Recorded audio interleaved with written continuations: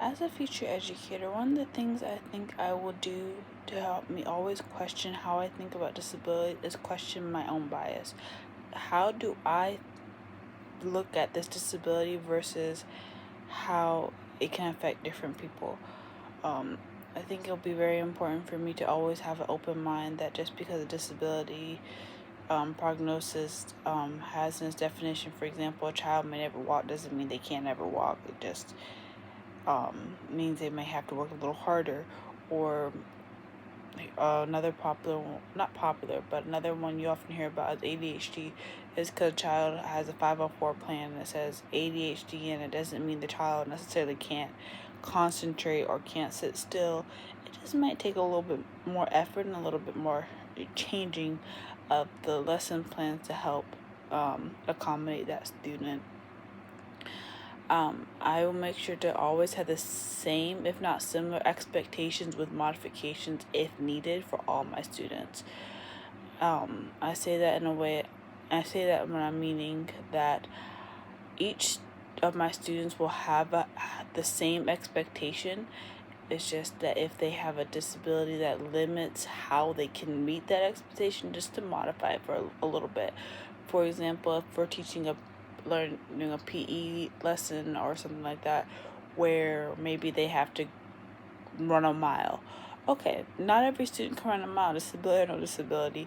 So making sure that even though I have an expectation that everybody does the mile, maybe everybody does the mile to the best of their abilities. Inclusion is important for both students with or without disabilities because all students matter no matter what. They're all equal, they're all the same. Yes, we have to meet certain needs of different students, but they all have needs. A regular atypical child may have, for example, parents who are at home maybe arguing over dinner. So they maybe have some food insecurities. They have needs that need to be met and they need to be included. The same as a child who maybe they have cerebral palsy and they need a keyboard in order to communicate with their peers. They still have needs that need to be met. However, with inclusion, that would include both children, two very different needs being met in the same one classroom, and they're all being in an environment where they feel that they matter and they're important and they're cared for. I think 3 challenges associated with raising children with disabilities are accommodations, testing, and care.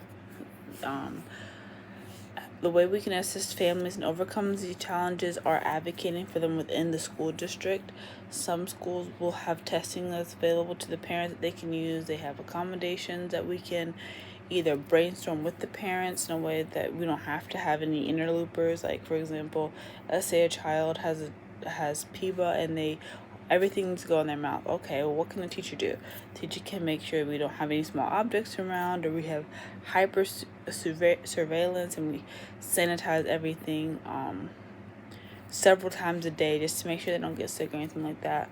Another thing we can do is advocate for them and also give them resources. For example, if a student, let's say, needs health insurance or in a tight spot they can't get it, telling the parents that the health department actually has doctors and nurses on staff that can get them their shots, they can get them physicals, they can get them medication, they can get them doctor's notes and stuff like that. Accommodation that most people don't know about. That would be something a teacher can do to help with overcoming challenges.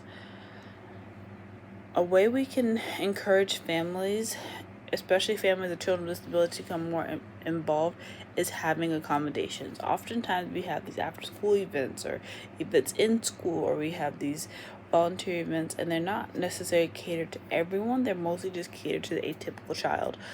An example I thought of that we can do is, for example, we have a winter concert, we have a deaf child. We can always offer ASL interpreters, so that way the child can still enjoy the same music, the same concert as everybody else. If we're going to have a football game, making sure there's ramps and they're easily accessible, so maybe a child with a wheelchair can go on the bleachers just like everybody else and enjoy the same game. In the TED Talk by Stella Young, she discussed that sometimes people with disabilities are objectified for the benefit of individuals without disabilities.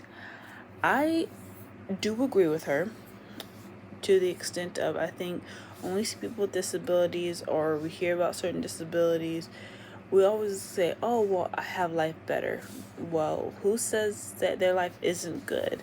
Who says that this negative has that huge negative impact that we're just assuming this disability has in their life? When you are born with a certain limitation, you don't know what life is like without that limitation. So your life isn't necessarily negatively impacted in that specific way because it's your normal. It's like, for example, most of us are atypical. So if we were born without four fingers, but this is normal, we wouldn't know what it's like to have those four fingers, so we wouldn't necessarily miss it because we never had it. So it's like, I would say that when we look at that and we're like, oh, well, the people who are born with the four fingers say, oh, look at them, they learn how to use a fork or a spoon or learn how to paint just by only having the thumb. And it's made as like a motivation for people without that disability, when really it shouldn't be. If anything, you should be looking within yourself to motivate yourself. You shouldn't use other people and their disabilities as a motivation for you, because that's not what they're there for. They're just surviving and living life like everybody else.